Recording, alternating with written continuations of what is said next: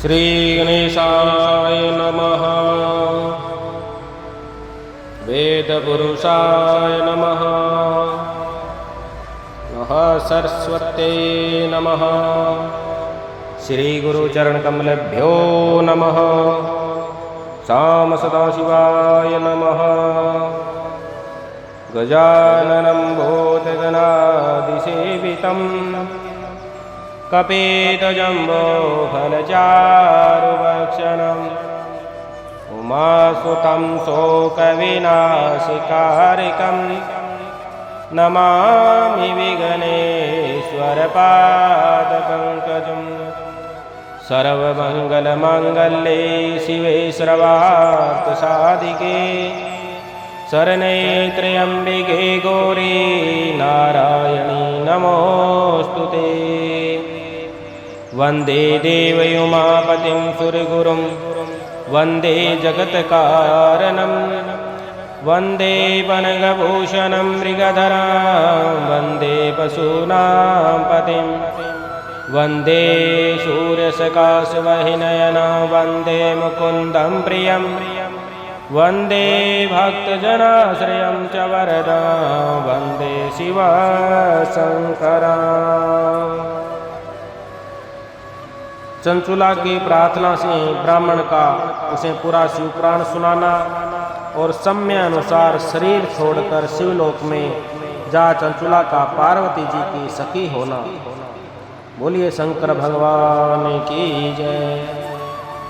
ब्राह्मण बोले, सौभाग्य की बात है कि भगवान शंकर की कृपा से शिवपुराण की इस वैराग्य युक्त तथा श्रेष्ठ कथा को सुनकर तुम्हें सम्य परिचेत हो गया है। हे ब्राह्मण पत्नी, तुम डरो मत, भगवान की शिव की शरण में जाओ। शिव की कृपा से सारा पाप तत्काल नष्ट हो जाता है। मैं तुमसे भगवान शिव की कीर्ति कथा से युक्त उस परम वस्तु का वर्णन करूंगा जिसे तुम्हें सदा सुख देने वाली उत्तम गति प्राप्त होगी।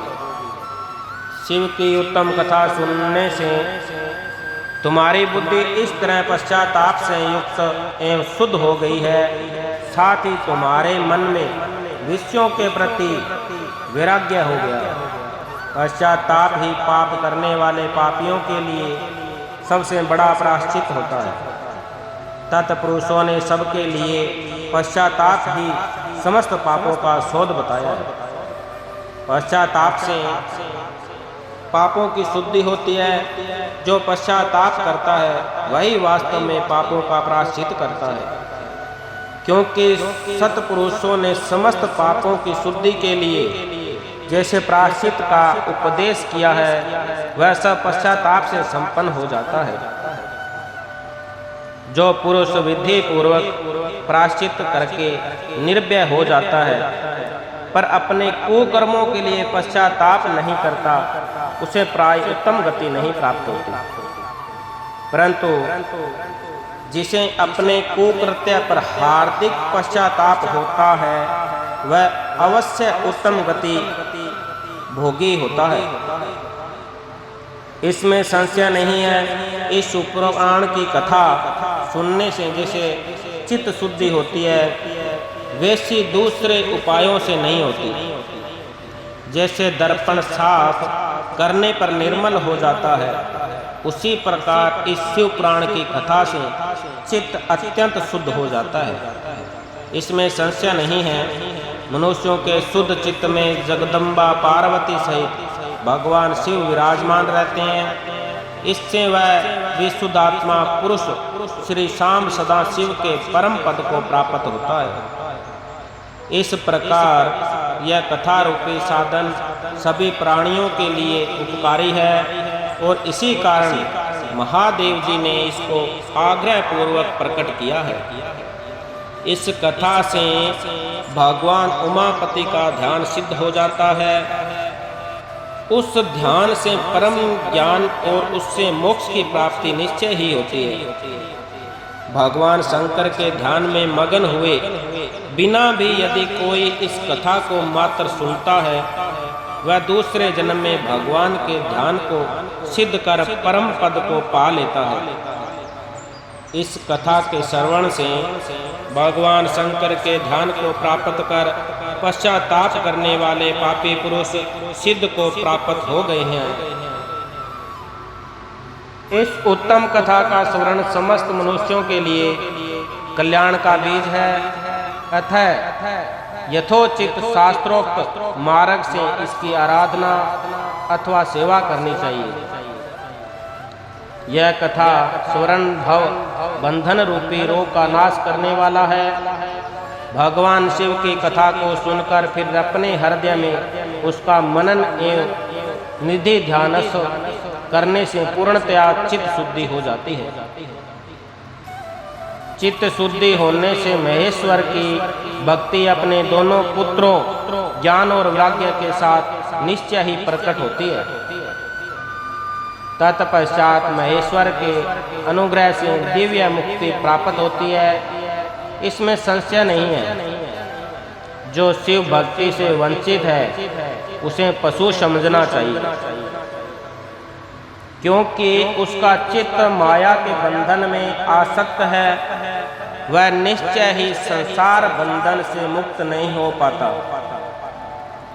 हे ब्राह्मण पत्नी, इसलिए तुम विषयों से मन को हटा लो और भक्ति भाव से भगवान शंकर की इस परम पावन कथा को सुनो।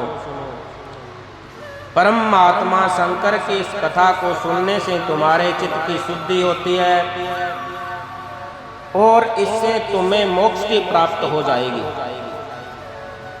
निर्मल चित्त से भगवान शिव के चरणार बिंदों का चिंतन करने वाले की एक ही जन्म में मुक्ति हो जाती है।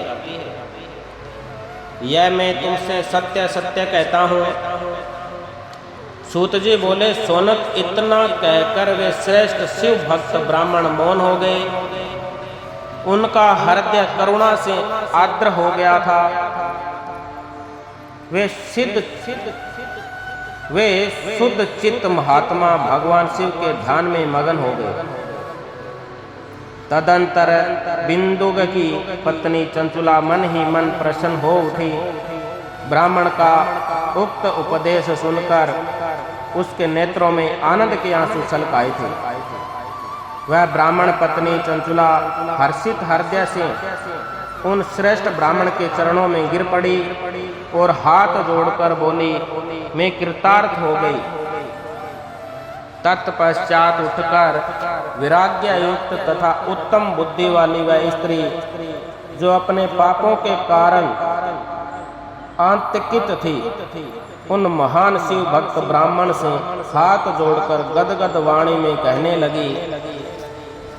चंचुला बोली, हे ब्राह्मण देव, हे शिव भक्त में श्रेष्ठ, हे स्वामी, आप धन्य हैं, परमार्थदर्शी हैं और सदा परोपकार में लगे रहते हैं। इसलिए आप श्रेष्ठ साधु पुरुषों में प्रशंसा के योग्य हैं।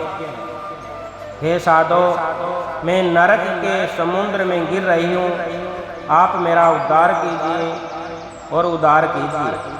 पौराणिक अर्थ तत्व से संपन्न जिस सुंदर शिव प्राण की कथा को सुनकर मैं मन में संपूर्ण विषयों से वैराग्य उत्पन्न हो गया।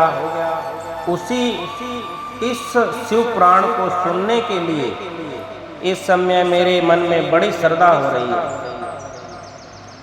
सूत जी बोले, ऐसा कहकर हाथ जोड़कर उनका अनुग्रह पाकर चंचुला उस शिव पुराण की कथा को सुनने की इच्छा मन में लिए उस ब्राह्मण देव की सेवा में तत्पर हो वहां रहने लगी।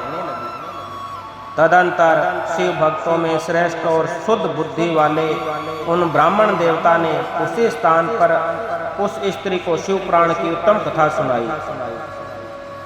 इस प्रकार उस गोकर्ण नामक महाक्षेत्र में उन्हीं श्रेष्ठ ब्राह्मण से उसने शिव पुराण की वह परम उत्तम कथा सुनी, जो भक्ति, ज्ञान और वैराग्य को बढ़ाने वाली तथा मुक्ति देने वाली है।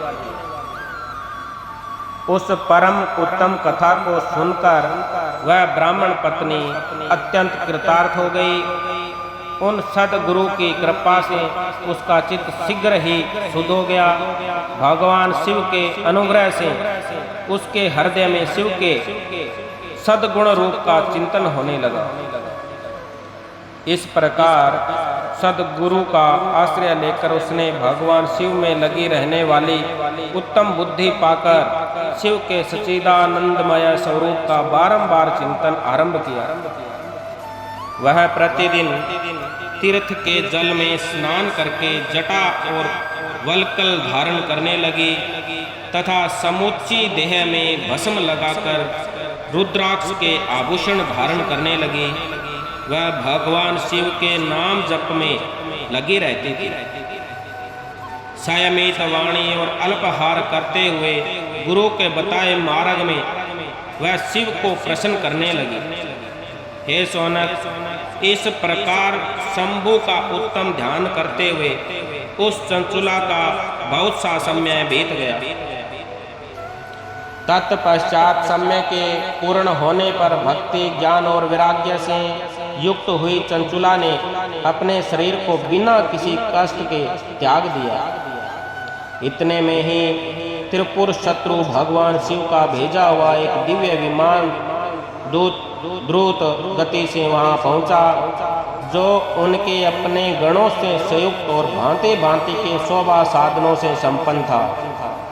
चंचुला उस विमान पर आरूढ़ हुई और भगवान शिव के श्रेष्ठ पार्षदों ने उसे तत्काल शिवपुरी में पहुंचा दिया।